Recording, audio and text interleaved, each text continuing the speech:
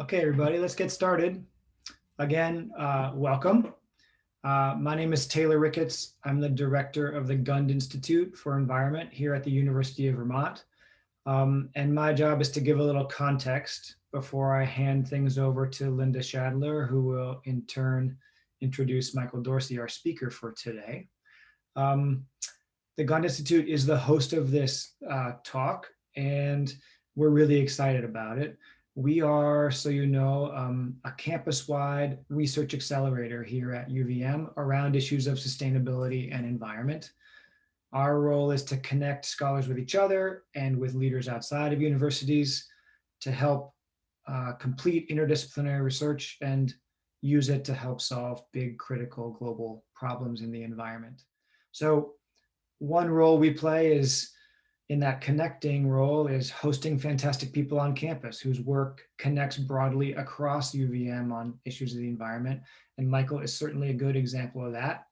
In fact, he is our very first Macmillan visiting scholar. And this is a program we're really excited about. It's an endowment that supports scholars and residents at UVM, not just with a one-off talk, but with a series of engagements on campus. This is the virtual edition of that we've pivoted to, but it will go in an endowed way on into the future, pre and post pandemic. So that's a bit of the context about where we are. I'm delighted you all came and that Michael's agreed to speak. And now I want to turn it over to Linda Shadler. She's the Dean of the College of Engineering and Mathematical Sciences here at UVM, and she will introduce Michael and then moderate the rest of the event. So over to you, Linda. Thank you, Taylor. It is my huge honor and privilege to be introducing Dr. Michael Dorsey. He is the 2020 Macmillan Scholar at the University of Vermont's Gund Institute for the Environment. He's a graduate of the University of Michigan, Yale, and Johns Hopkins University. He has devoted his life to making a more sustainable and just planet through private and public organizations and partnerships. And I'm just going to read you some incredible examples of the recognitions he's received and the things he's done. In 2013, the National Journal named him one of 200 US energy and environment expert insiders. In nonprofit realms, Dorsey co-created the Center for Environmental Health and served 11 years on the National Board of the Sierra Club, one of the largest and oldest US environmental organizations. Dorsey and two former student collaborators co-created the predecessor to the Sunrise Movement, which co-orchestrated launching the Green New Deal, something near and dear to many Vermonters' hearts. Dr. Dorsey's significant government engagement includes serving as a member of the US delegation to the UN Conference on Environment and Development, quote, the Earth Summit, Bill Clinton's Council on Sustainable Development, Barack Obama's Energy and Environment Presidential Campaign Team, and the US Environmental Protection Agency's National Advisory Committee. Michael, we are so pleased to have you here at the University of Vermont, and I'm very excited to hear what you have to say. Thank you, Dean Schaffler. Thank you, Taylor. Thanks also to the folks at the Gund Institute and at the University of Vermont for having me become your first visiting scholar under the Macmillan program. I'm so sad that I can't join you in person. I'm certainly a fan of the North New England area, and so hopefully looking forward to some time in the future when we get out of this looming pandemic crisis to visiting with you all in person. It's truly a pleasure to be with you this afternoon, and I'm looking forward to hopefully a wonderful discussion and exchange with you, and also during the tenure of my visiting fellow position, interacting with many of you after this talk over the coming weeks and months. So by that, let us begin with the presentation, and I trust you all can see everything. Yeah, that looks good. Great. Okay. So I want to open up a conversation to get us thinking about how can we deliver something as absolutely urgent and necessary and critical as energy justice, particularly in the 21st century. Of course, the caveat I want to give is that I'm offering this solely as an individual, despite the various institutional hats that I wear, on the left side, on the business side, with Eberson and Pahal and other business partners working on renewable energy around the world, but also on the right of the slides, with some of the nonprofit organizations that I've been involved with, as the Dean mentioned, co-founding and standing up Sunrise, and then being involved with the Club of Rome over so many years. So what I'll offer next are solely my views on these things, not necessarily the views of these institutions, despite the fact that I sit on the board and have been involved in standing up some of these places and brokering these relationships. To sort of frame us, I want to bound the discussion in three ways, with a few, as you can see, sub-points. Before we get into answering how we might deliver 21st century energy justice, I want to tee up a few problems, three in particular. And then I want to turn our attention to what I think are the two major solution sets for delivering on the question, how we can deliver 21st century energy justice. And I'll conclude by way of flagging just a few points. Perhaps we can call them points of departure for you all to take up, as well as to reflect on. So what then is the first problem? And this one I don't want to spend much time on, because I know if you're listening to this lecture, either connected to the UVM or GUND or many of the affiliates there at the UVM, you pretty much know about this problem. This is the big problem, certainly not the biggest one, which I'll get to in a bit. The big problem that we face is the climate crisis, embodied in just this one slide, because for lack of time, we could spend a whole separate lecture getting into the nuances and vicissitudes of that crisis. But it's one that I think most in the audience listening in know too well, and begin to see and perhaps experience too well. Just to summarize here, we see mainly the anthropogenic play out of this crisis, with the black bar and in red against what would be the natural play out of climate crisis. So that's sort of the signal, as you all know, that we have this unfolding climate crisis. But I'll offer to you that that's not the bigger problem, nor the biggest one. What then is the bigger problem? I think the problem of energy injustice is perhaps a bigger one than the climate crisis. Why is that? Well, it plays out in a variety of ways. And I'll offer to you that the failure to deliver energy justice, or the problem of energy injustice, is one that is exacerbating that first crisis, the climate crisis. And if we can begin to deliver energy justice, I'll offer to you that we can get out ahead of that unfolding climate crisis. And energy justice, and injustice rather, as well as justice for that matter, it plays out on a whole host of vectors. And I just want to give you some insights into a couple of them because of time.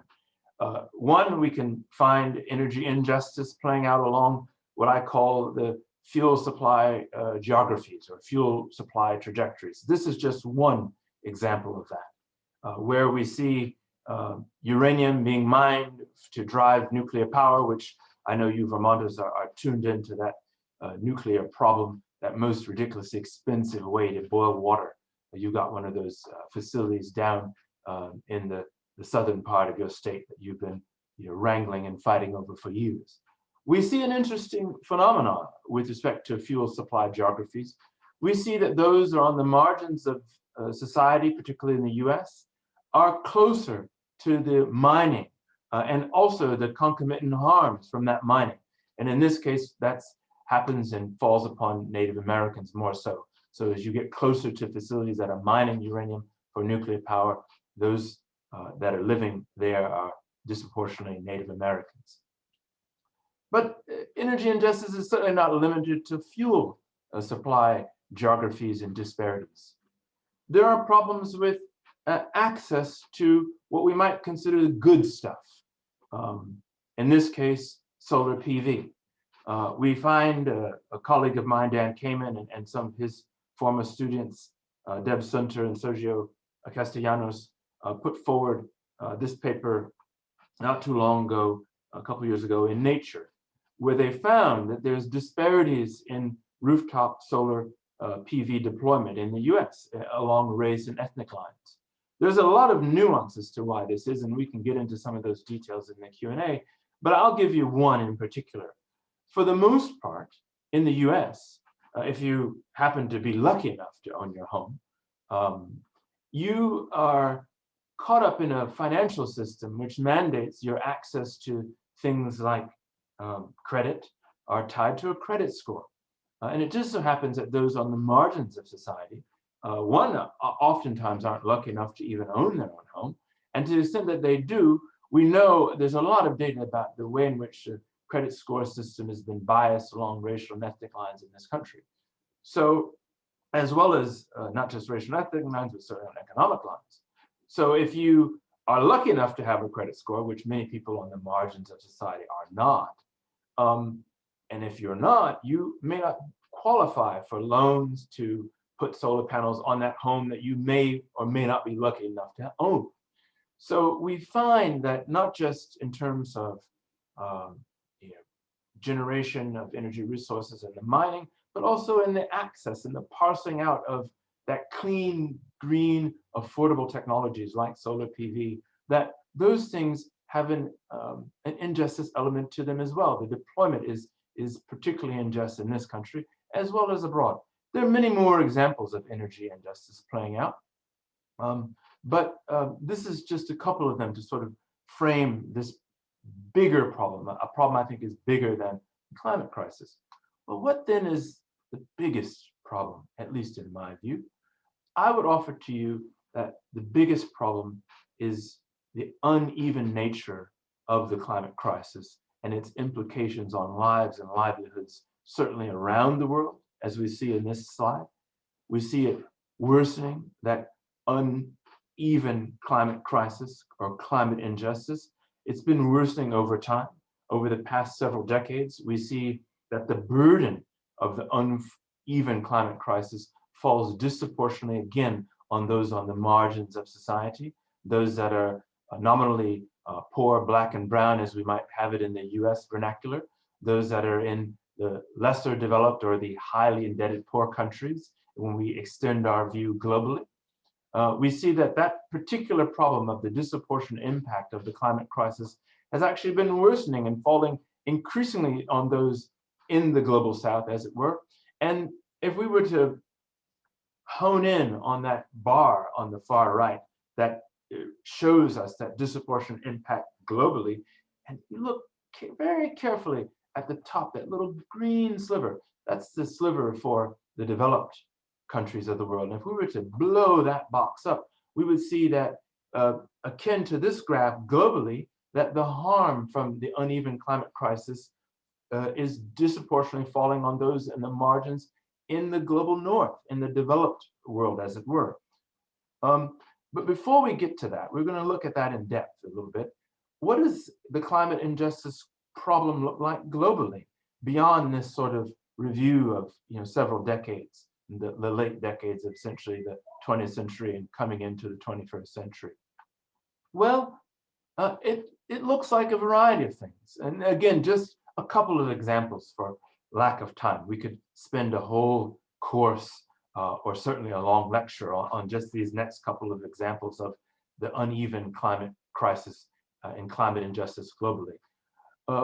It begs the question, what might this crisis look like along a variety of other variables in terms of undernutrition, in terms of disease like malaria, diarrhea, dengue, and so forth, heat exposures, which I'll come to next. Well, we see if we look here across just undernutrition in the upper left, diseases, malaria on the top right, diarrhea and dengue on the bottom left and right, we see that the harm from those diseases and problems is disproportionately falling on those that are on the margins of society, particularly in South Asia, Sub-Saharan Africa, and so forth. In the case of undernutrition, we see malaria playing out again in South Asia and Sub-Saharan Africa, diarrhea and dengue impacting those disproportionately in the global South, particularly Asia and Sub-Saharan Africa. The odd out, of course, is in the case of climate exacerbated heat stress. We see that oddly enough falls disproportionately to some extent on those in the high income countries or in the global north. But again, the climate crisis isn't playing out and won't be playing out evenly at all, in disproportionately affecting those on the margins of society, globally for sure. But also, again, as I mentioned, that's true domestically. A large volume of research looking at building on the scholarship in the US of environmental racism and environmental injustice, begun to look at the problem of climate injustice in its domestic context. Colleagues Rachel Morello-Frosch and Manuel Pastor at UC Berkeley and University of Southern California, respectively, came out just a couple years ago, actually a while ago, almost a decade ago, 11 years ago, with the climate gap, where they look at the way in which inequalities impact Americans and propose some solutions for closing this gap. But again, we find that climate crisis in the US context, domestically, impacts disproportionately those, again, on the margins of society, those that are poor, those that are less well off, those that are Black and brown. Hence this idea of not just climate injustice, but we can talk about environmental racism, indeed. We can have some discussions about that at the end. What about drilling down? We see with the decade follow-up, the 2019 report on Gaps Matter, relooking at Rachel and Manuel's work from a decade ago, that the problem persists. And one of the developments is this: we see that the environmental costs and benefits are unequally distributed from the unfolding climate crisis. And this, I think, has created certain kinds of challenges, because we have this situation in the US where a lot of the drivers of climate change, particularly large greenhouse gas emitting industries, they happen to be disproportionately located in communities of color, poor communities in this country. And accordingly, some of the solutions over time, for example, the idea that we might erect a carbon trading or pollution trading system, which is one of the sort of, I'll say, keystone policy solutions that's been proffered in the US as well as in Europe. Well, it just so happens that when we unfold that system, we see some of the concentrations of the harm, because of the legacy location of those facilities, falls again disproportionately on communities. So we have this crisis. We have a climate crisis underneath an energy injustice crisis, underneath a crisis of climate injustice. So then, how do we deliver this 21st century environmental and energy justice? What are the steps to do that? I think that there are two big steps that we can put forward, that they are rooted, and those two steps are rooted in really science policy and science, or solution science as it were, and policy ideas. A lot of scholarship, and just one snapshot of working out the math, working out the finances, working out trying to deliver energy justice and climate justice have been put down by many folks.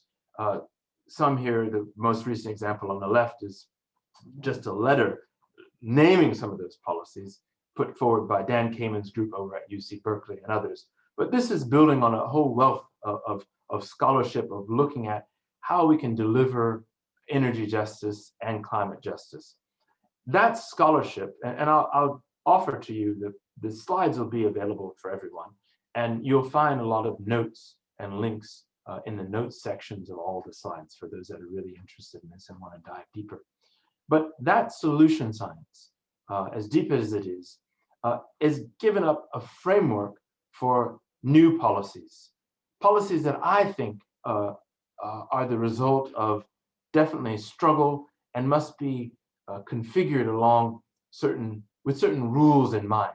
The most recent one, of course, or somewhat recent, not the most recent. The most recent will be in the next slide, but is reflected in the Unity Task Force, which the senator from Vermont, folks that were working with him came together to sort of, how can we say, negotiate a comprehensive climate policy and energy policy for the Democratic Party, and particularly for the then Democratic candidate for president, now President-elect Biden.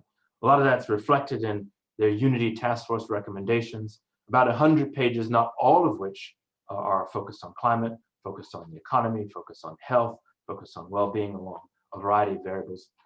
And we see some of the full team of co-authors on this. I put Kerry, my good friend and fellow Detroiter, in red because there is a continuity between the efforts of the Biden-Sanders sort of unity work and the transition team, and Kerry is carrying over to the transition team.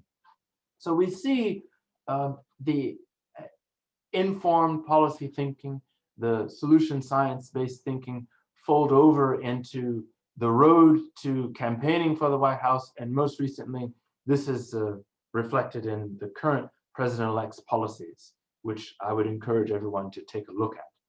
Well, without getting too much into what the current president-elect is thinking about, I want to look into why these solutions are being proffered in the first place. Why is it that folks think we can deliver energy justice? Why is it that we can possibly deliver energy justice along renewable trajectories? How and why is it now a moment in time where it just so happens that renewable energy, particularly PV, solar, as well as wind, and now increasingly storage, but also data, why is it that they are the cornerstones for delivering energy justice, as it were?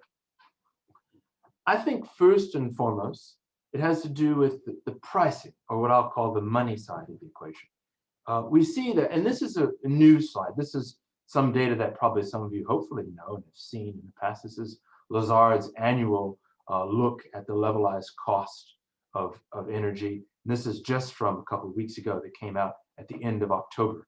And what's important to focus on here is that we see that the overall, and I want to focus our attention on solar in particular, but we see that the overall levelized cost of solar is, for the first time in history, cheaper than all conventional forms of what I call that old 20th century energy. And that's identified there in the gold numbers on the bottom left. Solar coming in cheaper than gas, coal, and nuclear when we look at the levelized costs without subsidies. So that's a new thing. That's a thing that's only been the case essentially for a couple of quarters this year. And it's going to continue to be the case as the price falls down. How so? Well, if we look at the levelized cost, a lot of things going on in this slide. And I want to direct your attention to the PV side of the slide on the right. There's a parallel there on the wind side, but on our business, we've been focusing much more on PV. So we see over time, over the past decade, the levelized cost of unsubsidized solar has been falling. It's fallen actually over the decade some 90% plus and continues to fall. Simultaneously, we see the compound average growth at just under 20%, 19% over the same decade period. And we see that at the utility scale on a shorter period, slightly less, a little bit under or just over 10%. So this phenomenon, and it's a relatively new phenomenon, is one that I think those of us on the business side of this, we knew it was coming, but I think it's fair to say that none of us knew it was going to come so fast and so aggressively and actually be sustained as we go forward. It's this phenomenon that really tees up why we can make the case for what we call in the vernacular Green New Deal, why the current president-elect is standing on this idea that we can not only get the economy out of that old, dirty 20th century technology of coal and fossil fuel technologies and turn on 21st century clean, green technology. But the cornerstone of why has to do a lot with these price changes, rather. So what does it look like globally? Lots of parallels globally. And without going through all the countries, we see the phenomena of cheaper renewables, particularly solar in gold again and wind in blue. We see them being consistently cheaper than all forms of conventional 20th century energy generation, whether that's coal, whether that's gas, and so forth. And we see this being the case across a number of countries, not only in the US, but again, Australia, we see it in Brazil, we see it in South Asia and India, we see it in sub-Saharan Africa, in South Africa, across Japan, certainly in Europe. And this is a phenomena that's only going to continue to be the case, and it's going to continue to accelerate. Right now, globally, in terms of maintenance of PV assets, we're at margin zero maintenance. And soon, we're going to be at down near, I think, I'll call it, and this is a question, we're going to be really, really in a situation where we can install solar and other renewables, wind in particular, assets, and pay those assets off before the term, whether that's the warranty term or the financing term. So in a sense, they creep into the space of being annuities. That should tip us off into the ways in which we might have to set up certain kinds of rules to manage that capital flow. Those two things are also the reason why we at Iberson have been aggressively building out our efforts, not only in Europe, where we began, in Spain and Portugal in particular, but also aggressively in sub-Saharan Africa, in the Americas, and in South Asia. Some of that math on the money side explains why we've also built a partnership with Pahol, one of the white label tier 1 PV module manufacturers operating out of Surat, India. But what else on the solution side? I talked about the money side. What about the movement side? Some of the moving from the solution science, as it were, to shaping policies, I think is in large part due to what a good friend of mine, Reverend Lennox Yearwood of the Hip Hop Caucus likes to say, is the movements in the streets holding those in the suites accountable. That sort of street heat, as it were. If you think back to the slide of the Unity Task Force, you saw folks like former Senator Kerry, Representative McKeachin, and other elected officials, Alexandria Ocasio-Cortez and so forth. But you also saw folks like the head of the Sunrise Movement, as well as other environmental justice activists, Catherine Flowers and so forth.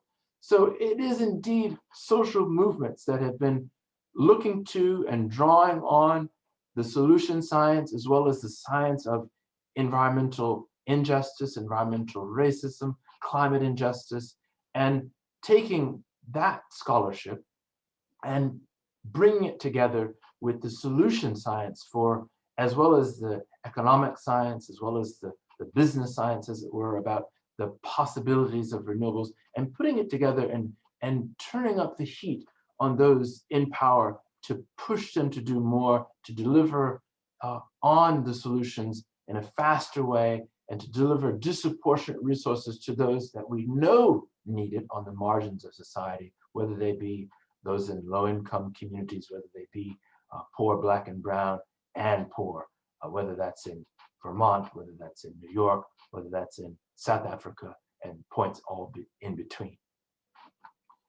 Well, that movement effort is by no means limited to domestic activity. It is indeed a global movement for climate justice, a global movement for energy justice. It's one that I think is embodied by not just Greta Thunberg, but a great number of those involved in the Friday climate movement, that some from Africa, some from Latin America, indeed young people worldwide have been making the case for climate justice. They've been working with constituents all around the world, those gathered as long as a decade ago and been gathering year in and year out after that.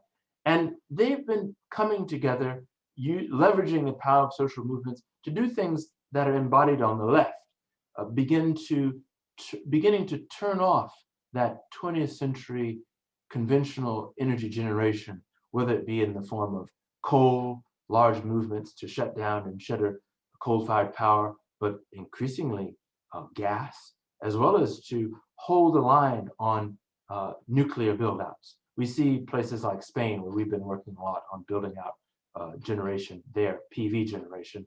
Spain is committed to dial out completely out of its nuclear assets. A lot of this is in part because of the prices of PV in particular, and the prices of wind, as we saw in those previous slides, falling, but also because we see that there's been a tremendous amount of social movement pressure to turn off nuclear assets. So it is this combination of activities, the changes on the money side and the changes in the accessibility of generation, renewable generation in particular, combined with agitation from movements that I think are part of the solution set for delivering energy justice, delivering it certainly in the 21st century, and thus delivering climate justice. What then might we think about by way of conclusion? 3 big points that I want to perhaps challenge you to reflect on, challenge you to take up. First, we need to continue that transnational work.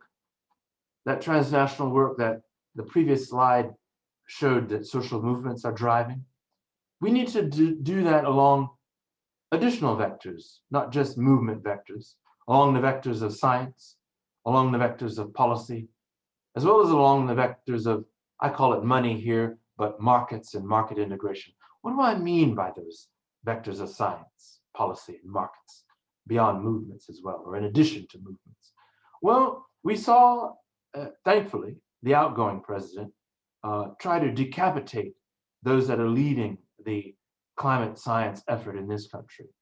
Increasingly, we need to connect up science efforts, whether it's through the Intergovernmental Panel on Climate Change, whether it's in a sort of a bilateral regional way with folks in Vermont and Canadian provinces to the north, whether it be Quebec or just a bit to the northwest in Ontario.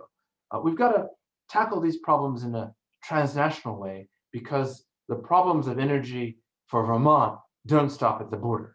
The problems of energy in Quebec don't stop at the border. We know a great amount of the hydro resources from Quebec come into New England and New York in particular, and the rest of New England. So we've got to begin to leverage the transnational science work.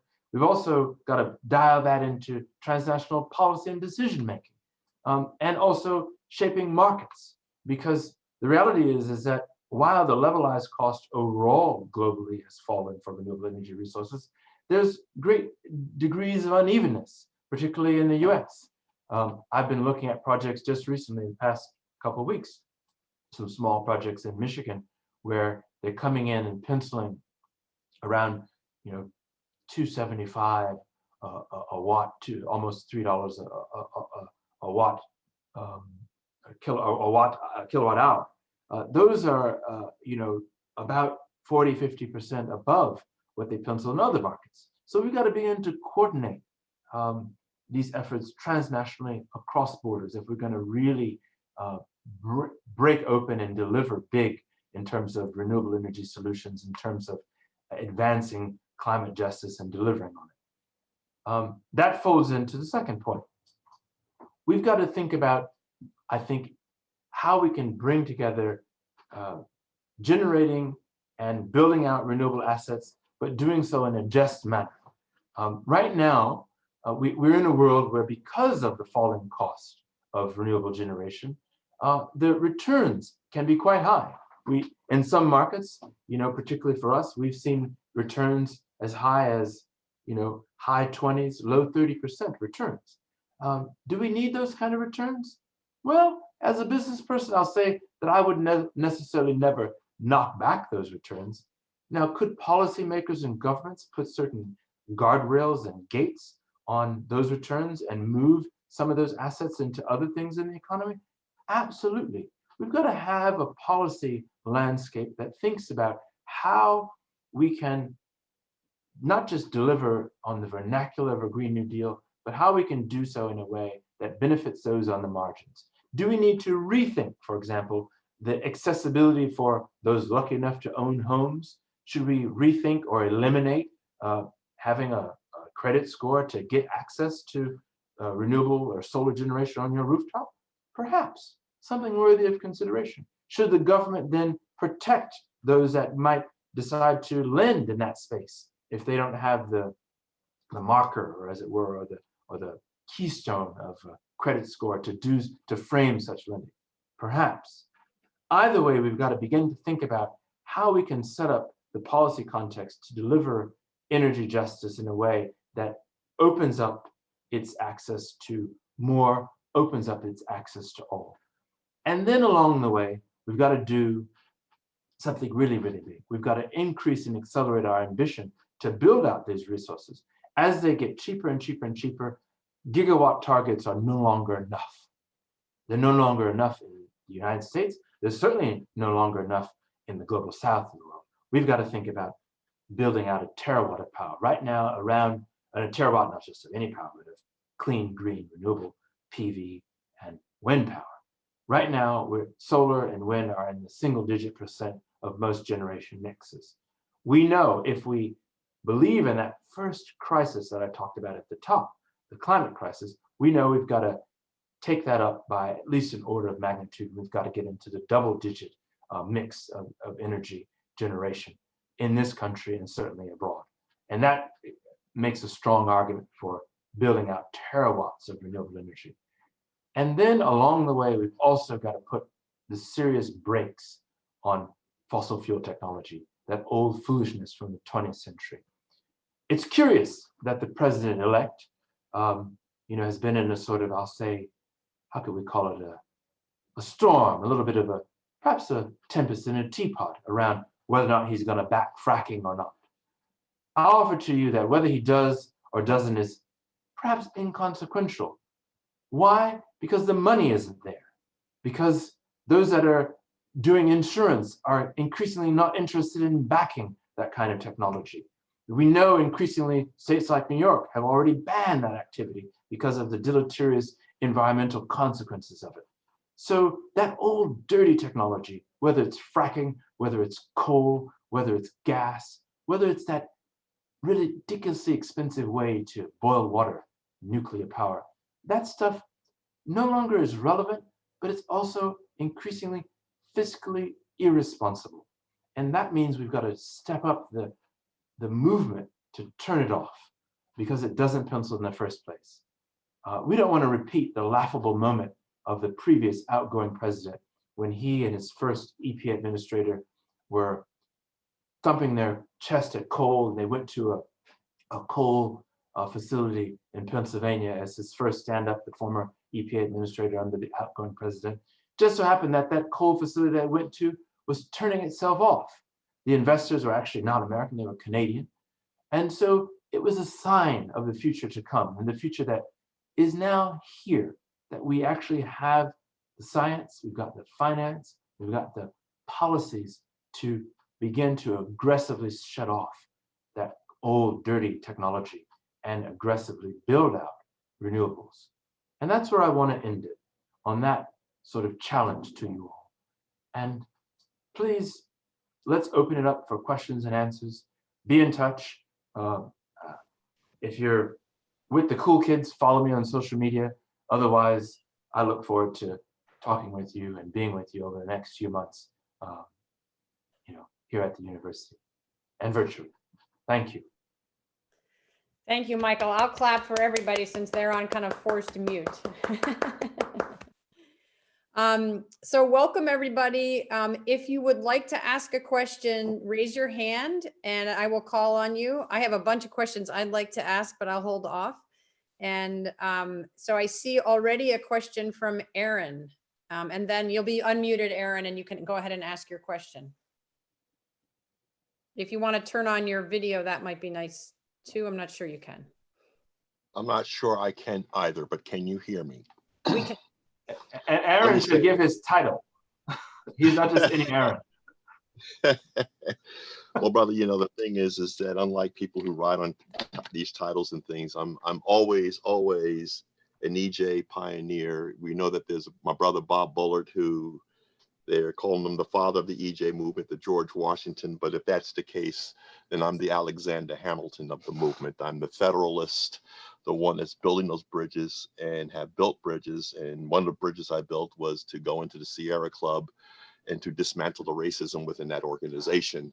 And I've been a longtime pioneer in bridging the North-South divide between environmental justice and environmental movements. In fact, it was the Southern caucus of movements and NGOs that were first to call out the climate change and its impacts, where the conversation has taken off, but then now the Northern NGOs have dominated. And we have to dismantle that rift, because in the divide that creates is where the petrochemical and petrol industries led by Steve Bannon. Right now, Steve Bannon took his white supremacy and neo-Nazi nationalism to Europe. And if you look at some of the YouTubes, he is actually speaking for various petroleum producers and petroleum industry on how the white nationalist male movement, global movement, can be used as a tool to extend their power and preserve their assets. Right now, it's about stranded assets. How do they, as I say, reduce loss?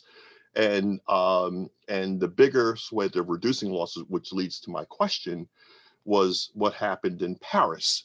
Because while the U.S. Chamber of Commerce was working actively to deny climate change is happening in the climate movement and denounce it in the United States and lead the Republican effort there, in Paris, it was calling for private sector solutions. And so in Paris, in front of the global community, it's acknowledging the fact that the petroleum sector is the major driver of climate change, but yet they wanted to have an opportunity for corporate domination of the new markets under Article 5 that went forward. And then within that Article 5 was dismantling labor rights, labor protections.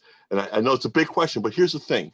Right now, the battle is, which began in 2016, is they're stalling any action so that the dirty industry sector can corner the market on clean energy and still make it a rigged monopoly.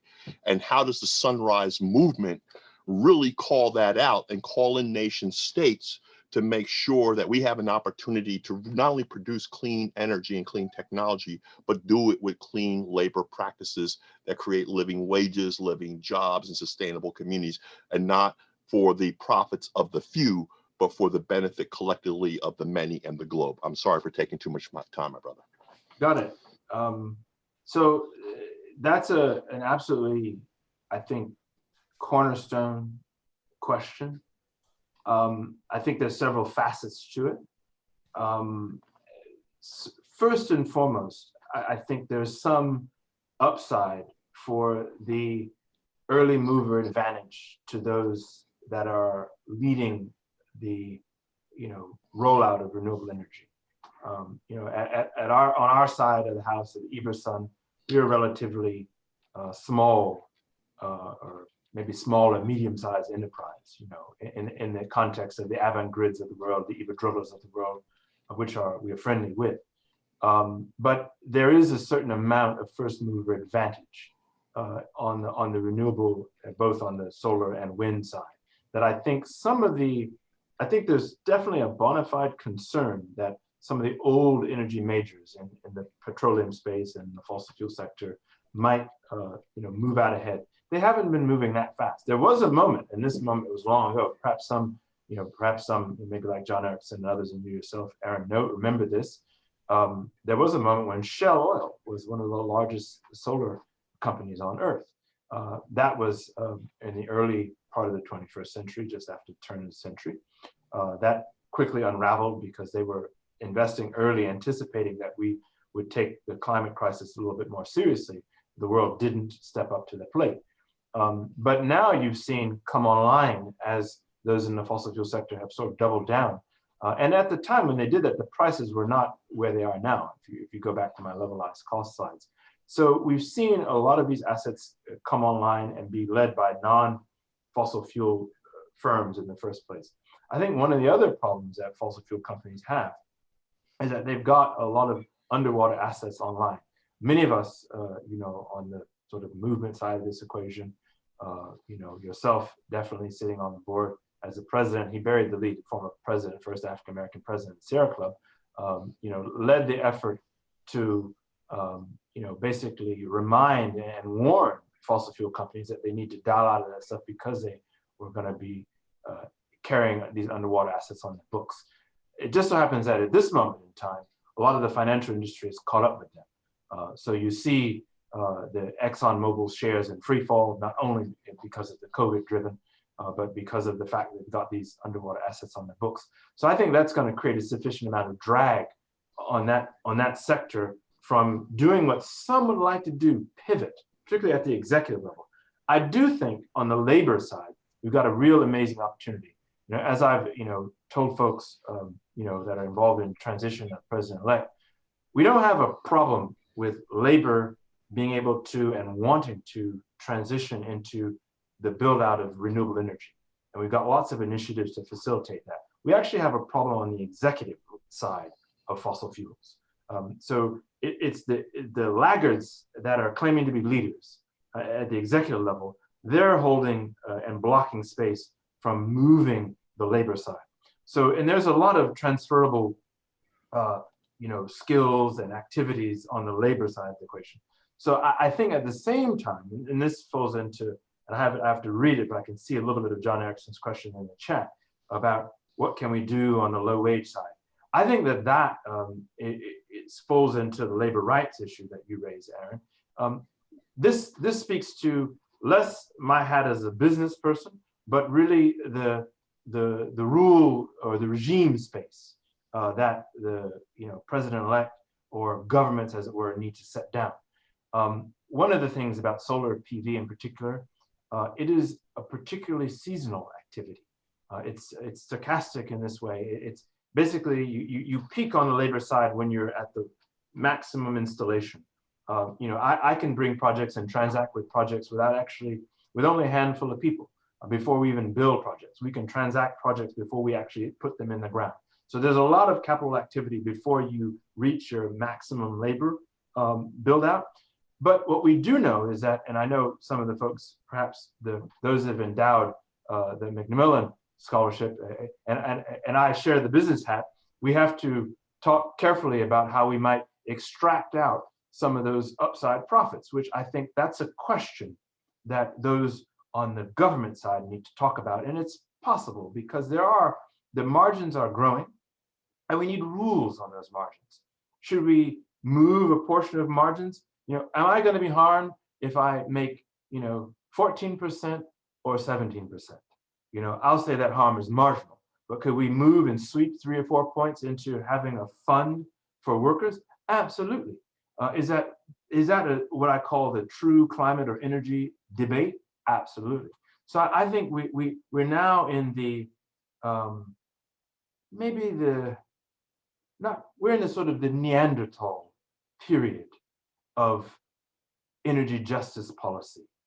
The PV prices, from anything, before, 2017, 2018, I call it the Jurassic period, and just based on that levelized cost curve. So in terms of the policy, we've escaped the Jurassic and moved into the sort of Neanderthal, sort of epoch where we need to come up with things that say, well, those that are making money, like us, can't make all the money. We can't just use our clubs and club workers, as it were, if we sort of extend that Neanderthal analogy. And I think there's a tremendous amount of upside if we delve into that slide. I just gave you the top shelf slide of the current administration. But if you look at the details, there's a lot of ideas of coming up with worker protections and workers' rights. Whether we, how we can twin that and put that together with pricing, that is the sort of the challenge. And I don't know, some of these questions are disappearing on my screen. So John's has disappeared, so maybe we have to put it back again. So that's a short answer to some of that stuff. And maybe we go to the next question, because I think some of these will fold into each other. Linda, you're on mute. Sorry. Thank you. Rigo or Rigo, I'm not sure if I'm sorry I've mispronounced your name, but I think you're next. Hi, it's Rigo. Hey, nice to meet you. It was great to listen to your talk. My question is about, you said that the levelized cost of PV has dropped dramatically in the past decade, right? Yeah. I would say a lot of that it has to do with China having these economics of scale and basically flooding the market with panels. So how would you try to internalize all these externalities that all the Chinese people, I guess, are suffering with, all the pollution that is created through the creation of these solar panels that are flooding the market, and how would a Biden administration, from what you have learned from their policy on this, will avoid doing that, since they want to make the panels here and they want to bring the manufacturing back to the United States? Also, just one last thing. You said that the global South, as we know, I come from there, many of us do, is gonna fare the brunt of the climate impact, right? In Latin America and Central America. I mean, we're already seeing droughts everywhere, but China in the near future, in the next couple of decades, since it's already doubled the United States emissions of carbon dioxide, it will overtake whatever in my opinion, will overtake whatever historical emissions have been put out by Europe and North America. What is the role that China needs to play in all of these two? So maybe that's 3 questions by way of one, with maybe 4 or 5 parts. Let's work it backwards. So I would challenge this idea that China is going to continue on its emissions trajectory. Right now, Chinese nuclear agency, the Chinese nuclear agency, is one of the largest investors in European wind and solar. They're not actually investing in nukes even. They've been moving their money because they know that it doesn't price out. And as much as Chinese emissions are absolutely a problem, China is, making really, really aggressive steps to grow its renewable resources by, really orders of magnitude. And I think that really challenges this idea that they're flooding the market. I think that was sort of perhaps appropriate talk, 5, 6, maybe 4 to 6 years ago. That was somewhat legitimate. Right now, if you have, any large utility scale project, 100 megawatts or above, you have to get in line to get that many panels from China. They don't come instantly, so there isn't a sort of a surplus of these things that are floating around the marketplace. If you've got a gigawatt project, which is one of the things we're about to syndicate at Ibersun in south of Spain, it takes almost a year or 2 post-order to get delivered. So there isn't this surplus of panels coming out of China. And indeed, one of the sort of, not quite professional, but it actually impacted the Chinese panel manufacturers, was the outgoing president's tariffs on panels. Wasn't really smartly thought through, but it actually compelled and it helped ignite an already rising Indian panel manufacturing industry. That's why we've got this relationship with Pahal, as well as with Wari and others. That's precisely why we did it before those tariffs came in. But you now see that Chinese are not just producing in China, Chinese aren't just only producing in China, they're doing it across South Asia, across other parts of Asia as well. some of that driven by some of the trade political economics. And I think the challenge, for bringing production to the US is maybe insurmountable at the current prices. It may be insurmountable. And I don't think that that's limited to panels. I think that that is, an unfortunate byproduct of the way in which production has shifted around the world on a great number of commodities to China. Now, the other challenge, though, is that, I think we've got to begin to tackle that on the policy side, particularly on labor protections and on some of the environmental problems that you mentioned. This is happening to some extent in China. It's certainly not happening fast enough. I think that particular problem of some of the environmental downsides to module manufacture, that's also a problem in India. That's a problem where these facilities are stood up. We're seeing, though, slowly, particularly, I would say it's limited to what we call the tier 1 module manufacturers, those that are basically got the book as well as the capacity to produce and have sustained production of a gigawatt of panels or more, and they've done so for 2-3 years, counting going forward.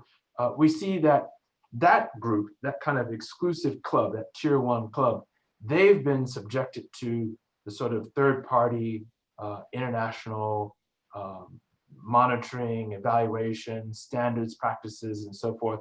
That needs to increase. That needs to trickle down to those that are not producing at that tier 1 level and producing beneath that. I think that that's certainly possible. That's part of the play in which I would say it's somewhat thin in the current administration's policies, but that's why we're in what I would call this sort of energy justice Neanderthal stage, where we have got the right idea. We don't want to have, in the case of module manufacturing, we don't want to have that be dirty. We don't want to have workers who are in those facilities be put at risk. We've got to have certain, occupational safety, health norms. Those norms are certainly not as universal as they could and should be, but the framework to have them there is the case.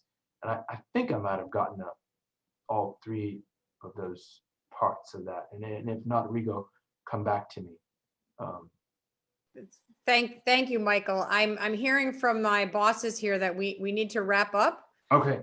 So on behalf of the Gund Institute, I want to thank Dr. Dorsey and everyone who joined us online. There will be a video and podcast of today's talk that will be available next week or soon thereafter. And I think given the questions that I have and that are left in the chat, we look forward to engaging you further as a Macmillan Scholar. No, thank you very much. No, my pleasure. And please, if there's something that you're interested in, I hope the slides will go up online. You can reach me. You've got my email and everything, and I'm happy to engage. It's definitely a pleasure to be with all of you this afternoon. Thank you very much. All right. Take care.